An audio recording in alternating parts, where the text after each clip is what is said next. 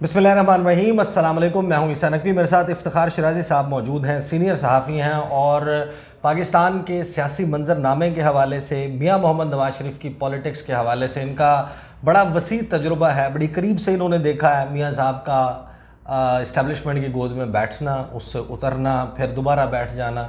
ये जो एक रोलर कोस्टर राइड है मियां साहब की सियासत की, इसको बड़े करीब से देखा। इस वीडियो में बात करेंगे। अब 20 दिन बाकी हैं 8 फरवरी के इंतखाबात में, तो 20 दिन पहले का मंजरनामा क्या है, क्योंकि 8 फरवरी 2024 के इलेक्शंस के लिए पहली रूनुमाई हुई है मियां मोहम्मद नवाज शरीफ की। लगभग 90 दिन के वक्फे के बाद उन्होंने एक पब्लिक इंटरेक्शन किया है, एक जलसे में हाफिजाबाद में ख़िताब किया है। इस ख़िताब में जो उन्होंने गुफ्तगू फरमाई है, उससे ज़रा ये अंदाज़ा लगाने की कोशिश करेंगे कि इस वक्त पाकिस्तान के गंभीर मसाइल में मियां साहब की पटारी में क्या है। 74 साल उनकी उम्र है और क्या वो अपनी ज़िंदगी के 75वें साल में कुछ ऐसा कर पाएंगे जो पहले 74 साल में नहीं किया। अगर मुख्तलिफ नहीं कर पाएंगे तो हम उसी सेम दवाई से नतीजा मुख्तलिफ उसकी क्यों एक्सपेक्टेशन रख रहे हैं। और पाकिस्तान में ऑब्वियसली बहुत सारे तजुर्बे किए हैं पाकिस्तान ने, और ये भी एक नया सियासी तजुर्बा है। इस तजुर्बे की कीमत क्या होगी और ये कीमत अदा कौन करेगा। ड्यूरिंग द वीडियो मैं आपको ख़िताब के कुछ हिस्से जो हैं वो पढ़ के बताऊंगा कि मियां साहब ने क्या जज्बाती होकर गुफ्तगू की है और क्या इस किस्म के जज्बात रिक्वायर्ड हैं। इफ्तिखार शिराजी साहब, मियां मोहम्मद नवाज शरीफ, आपकी बहुत मुलाकातें भी रही हैं। जब उसको निकाला गया, वो मुझे क्यों निकाला वाली कैंपेन, तो आपको उनकी प्रायोरिटीज़ आपके ख्याल में क्या होती हैं मियां मोहम्मद नवाज शरीफ की? अगर उनको अब पिच किया ही जा रहा है कि उन्होंने अगला वज़ीर आज़म बनना है पाकिस्तान का, तो मियां साहब की तरजीहात आपके ख्याल में क्या होंगी? अब मुझे तो नहीं लगता उनकी तरजीहात ये होंगी कि वो इस मुल्क के प्राइम मिनिस्टर बन जाएं। उनको हर हफ्ते काबीना का इजलास बुलाने के लिए ना कहा जाए, उनकी टीम नीचे काम करती रहे और उन्हें बिल्कुल भी तंग ना किया जाए, और वो जब चाहें मरी चले जाएं, वहाँ जाके अच्छे अच्छे खाने मेरे ख्याल में वो इंजॉय करें। और साथ में इस दौरान ये ज़रूर वो सर्च करते रहें कि कहाँ अच्छे खाने बनते हैं, और साथ में ये है कि बावर्ची उनके पास कौन सा होना चाहिए। मेरे ख़्याल में यही तरजीहात उनकी होंगी। मुझे नहीं लगता, क्योंकि माजी में जितने भी उनके ऊपर क्राइसिस आए या जब जब उनको हुकूमतें मिली और हमें कुछ इंटरेक्शन का इत्तफाक हुआ, हमने तो एक खोज लगाने की कोशिश की है कि एक मुल्क का प्राइम मिनिस्टर बहरहाल वो बन चुके हैं, उनके पास क्या विज़न है। पीपल्स पार्टी उस वक्त एक बड़ी जमात थी जिसको उन्होंने काउंटर करना था, उनके मुकाबले में थे। तो बहरहाल जुल्फ़िकार अली भुट्टो से लेकर बेनज़ीर भुट्टो, कहीं ना कहीं एक विज़न तो नज़र आता था। और बहसीत सहाफ़त के तालिब इल्म के मैं भी ये जानना चाह रहा था कि मुल्क के प्राइम मिनिस्टर हैं, इनका विज़न क्या है। तो कुछ सवाल हम करते थे तो हमें तो कोई तसल्ली बख्श जवाब नहीं मिलते थे।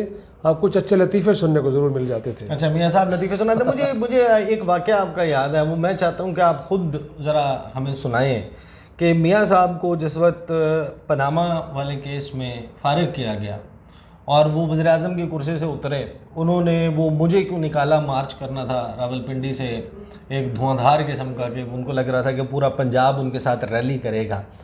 आप लोगों को बुलाया गया था पंजाब हाउस, क्या हुआ था उस मुलाकात? जी बिल्कुल, मुझे अच्छी तरह याद है। ईसा, वो एतवार का दिन था और हमें कुछ मुस्लिम किसकी आई है आपको? अब नाम पूछना चाह रहे तो मरियम और ज़ेब साहबा की कॉल आई थी मुझे। अच्छा। और फिर मेरे इदारे से भी मुझे कहा गया था कि यार कुछ लोगों को ढूंढ रहे हैं तो आप भी उनमें शामिल हैं। पंजाब हाउस पहुँचे तो मैंने कहा जी आज तो ऑफ डे है, लेकिन बहरहाल मैं भागा भागा पहुँचा वहाँ पे।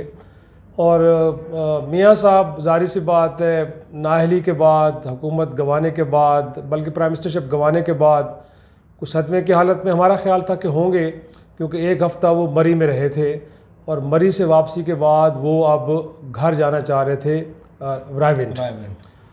तो वहाँ पे एक महफिल सजी, कुछ लोग वहाँ पे, जिसमें मरहूम ज़िया शाहिद भी थे, आरिफ निज़ामी साहब भी थे, कुछ और भी हमारे दोस्त थे, और नून लीग की जितनी भी सीनियर क़यादत है, जिसमें ख्वाजा आसिफ साहब, आसन इकबाल साहब, साद रफ़ीक, इसी तरह सेनेटर अपना क्या नाम है, परवेज़ रशीद साहब, ये सारे लोग मौजूद थे। और हम भी पहुँचे वहाँ पे।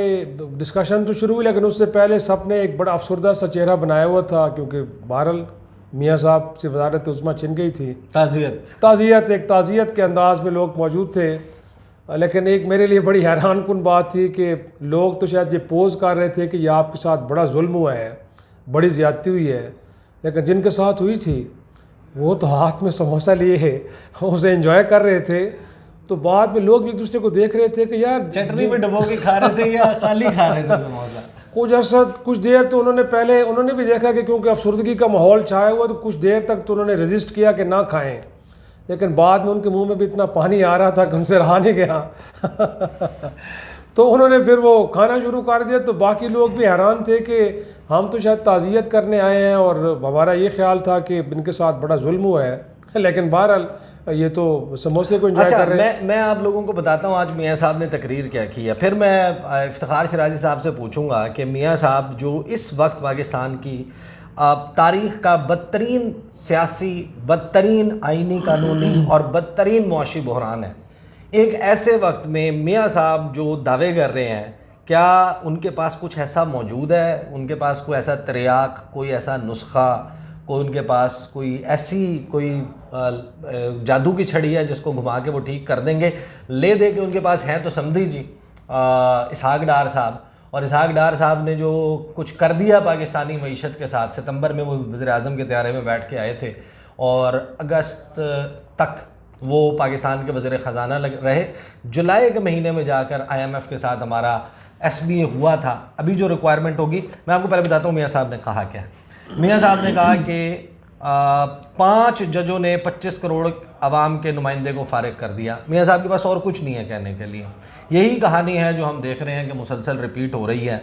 मुझे ना निकाला जाता तो आज कोई भी ऐसा शख्स ना होता जिसके पास रोज़गार ना होता। ये मियाँ साहब का दावा है कि अगर वो ना निकलते, पता नहीं कौन सी दफ़ा, बहुत दफ़ा निकले हैं ना, 99 में निकलने के बाद उन्होंने क्या जंतर मंतर कर दिया, क्या तब्दील कर दिया, ये भी सबको मालूम है। बहरहाल उनका दावा है जनाब कि अगर उनको ना निकाला जाता तो कोई शख्स पाकिस्तान में ऐसा ना होता कि जिसके पास रोज़गार ना होता। पाकिस्तान एशियन टाइगर बन चुका होता, ये शुक्र नहीं कहा कि अमेरिका बन चुका होता, सुपर पावर बन चुका होता पूरी दुनिया की, और पाकिस्तान से जो है वो कर्ज़ा लेने के लिए जो बाइडन को घुटनों में बैठा हुआ होता। शुक्र है ये नहीं कहा उन्होंने फिर कहा कि मेरी तो बड़े अरसे के बाद मैं हाफिज़ाबाद आया हूँ, मेरी यादें ताज़ा हो गई हैं, हाफिज़ाबाद वालों से मुझे बहुत प्यार है, मैं अपने जज्बात पर काबू नहीं पा सका, मैंने ऐसा मंजर और ऐसा जज्बा पहले कभी नहीं देखा।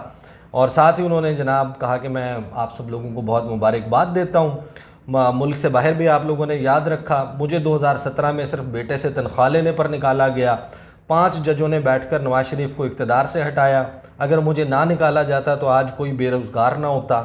साथ ही जनाब जज्बाती भी हो गए मियाँ साहब, उन्होंने जो आतिशबाजी कर रहे थे उनको रोक दिया, उन्होंने कहा कि बंद करो, मैं कोई लंबी बात नहीं करने आया।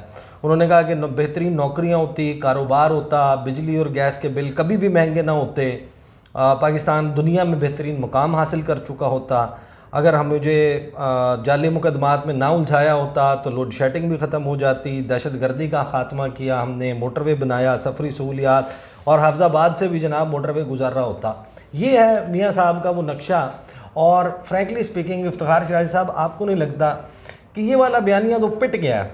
मियाँ साहब जब इलेक्शनिंग कैंपेन का आगाज़ कर रहे हैं, ये वो गुफ्तगू है जो बहुत अरसे से कर रहे थे, शहबाज शरीफ की हुकूमत में बैठकर आर्मी चीफ़ की तैनाती से लेकर वज़ीर ख़जाना किसको ठुड्डा मार के निकालना है और किसको तैयारे में बैठकर भेजना है, पेट्रोल की कीमत बढ़नी है नहीं बढ़नी, किसको कौन सी वजारतें देनी है, PCB का क्या मामला होगा, हर फैसला तो मियाँ साहब कर रहे थे।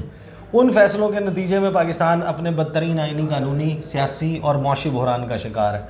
मियाँ साहब की पटारी में क्या है, वो क्या देंगे इस मुल्क के अवाम को? मेरा ख्याल है कोई वन शुड बी रियलिस्टिक, अगर कुछ होता हो तो मेरा ख्याल में अब तक उनका विजन प्रैक्टिकली ट्रांसलेट हो चुका होता। बल्कि इससे पहले भी कि जब आपको याद होगा 2008 के इलेक्शन के बाद एक कोलिशन गवर्नमेंट बनी थी, पीपल्स पार्टी और नून लीग इकट्ठे हो गए थे, आपको याद है मुशर्रफ के दौर में जब इंतखाबात हुए थे, और फिर all of a sudden mid term में जाके मुजफ्फराबाद में एक तकरीर करके इन्होंने अर्ली इलेक्शन की बात कर दी।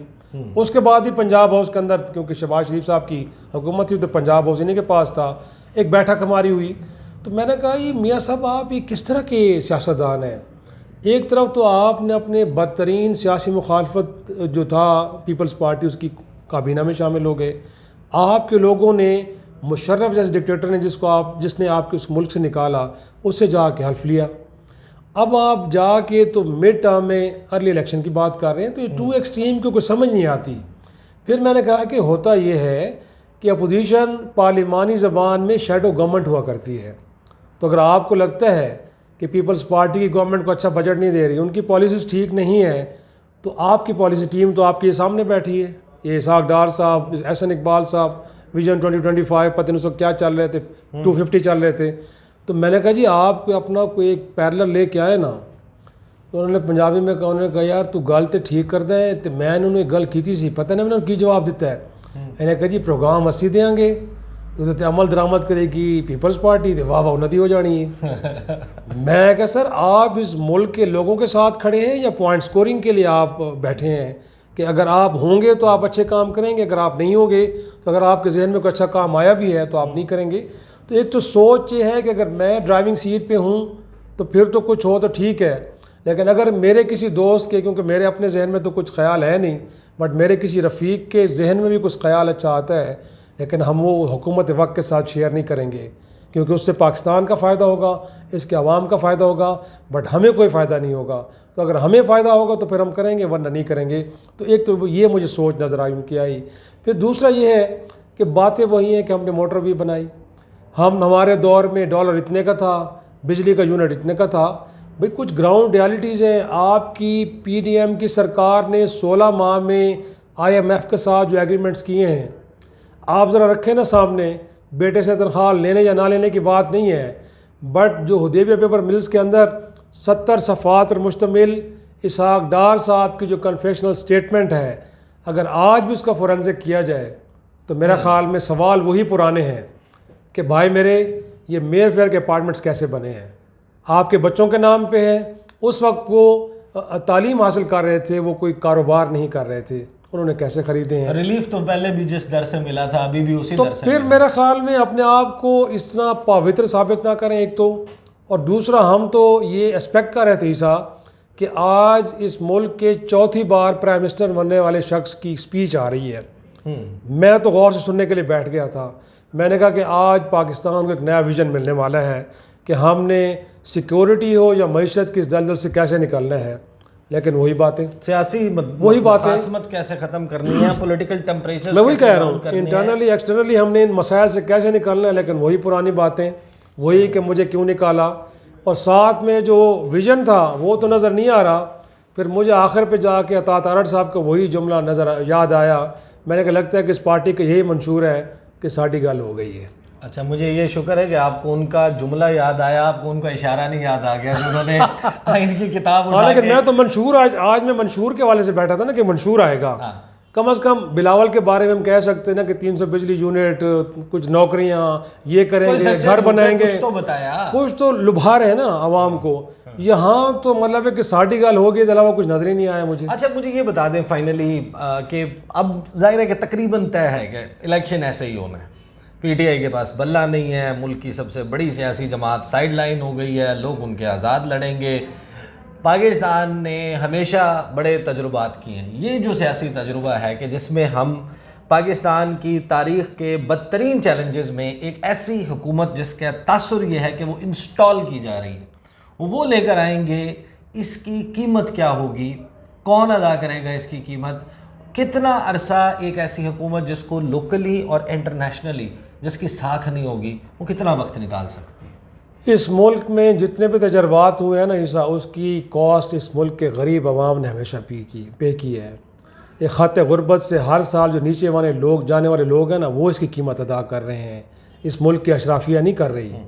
वो या तो सिस्टम में रहती है, और जब उनको लगता है कि वो कंजेशन फील कर रहे हैं तो वो ख़ुद साख्ता जलावतनी में चले जाते हैं, सुकून से बाहर रहते हैं, और कभी बीमारी के बहाने चले जाते हैं। तो कॉस्ट मैंने और आपने, आम आदमी ने पे करनी है। लेकिन जो आप बात कर रहे हैं, तो मैं समझता हूँ कि आज भी मेरे कुछ ऑब्जर्वर्स के साथ बात हो रही थी, तो मैं उनसे भी कह रहा था कि आपको अब डीप डाइव करने की ज़रूरत नहीं है, पानी में नीचे उतरने की ज़रूरत नहीं है। जो फैक्ट्स हैं वो सरफेस के ऊपर फ्लोट कर रहे हैं, नज़र आ रहे हैं कि इस मुल्क के अंदर क्या हो रहा है। और आप यकीन जाने कि निजी महफिलों के अंदर ख़ुद नून लीग हो या पीपल्स पार्टी के लोग ये कहते हुए फिर रहे हैं कि जो कुछ हो रहा है ठीक नहीं हो रहा। तो इसके बाद जो पार्लिमान वजूद में आएगी ईसा, बग़ैर किसी बायस के। हमें किसी पार्टी के साथ कोई हमदर्दी नहीं है, हम इस मुल्क के अवाम के साथ है, लेकिन मैं समझता हूँ कि उस पार्लिमान की लेजिटिमेसी मुझे नज़र नहीं आ रही। और यकीनी तौर पर जिस पार्लिमान की लेजिटिमेसी ना हो, उसके नतीजे में बनने वाली हुकूमत की लेजिटिमेसी कैसे आएगी। और जिस तरह की इस वक्त पोलराइजेशन का हम शिकार हो चुके हैं, अगर खुदा न खास्ता इस एक्सपेरिमेंट के साथ हम आगे बढ़ते हैं तो मैं समझता हूँ कि इस मुल्क के अंदर कम से कम 3-4 फॉल्ट लाइन्स इतनी ख़तरनाक हैं, अगर वो एक्टिव हो गई तो हम फिर संभालने के काबिल नहीं रहेंगे। सही। अच्छा, जो यूरोपीय यूनियन के मुबसरीन हैं, एक बड़ा मुख्तसर सा एक उनका वफ्द है जो यहाँ पे मौजूद है, वो बाकायदा जिस तरीके से पहले एक पूरा EU इलेक्शन ऑब्जर्वेशन मिशन भेजा करते थे, वो तो वो नहीं भेज रहे। तो उनकी एक लाइन ऑफ क्वेश्चनिंग और उससे क्या तासुर सामने आता है कि वो भी उतने ही स्केप्टिकल है पाकिस्तान के इलेक्शन प्रोसेस के हवाले से, या वो ये इसके लिए दे आर ओके कि ये तो नॉर्मल है, रूटीन प्रैक्टिस है? कहीं ना कहीं ये दोनों तासुर मौजूद हैं। उनको लगता है कि इससे पहले भी बड़ा अग्रेसिवली इस मुल्क के इलेक्शन को उन्होंने मॉनिटर किया, उन्होंने पाकिस्तान के तूल अर्ज़ में अपने मुबसर भेजे, उसके बाद एक बड़ी कैंडिडेट, बड़ी फेयर, बड़ी बैलेंस किस्म की रिपोर्ट्स उनकी आई जिसके अंदर कंसर्न्स का इजहार भी किया गया।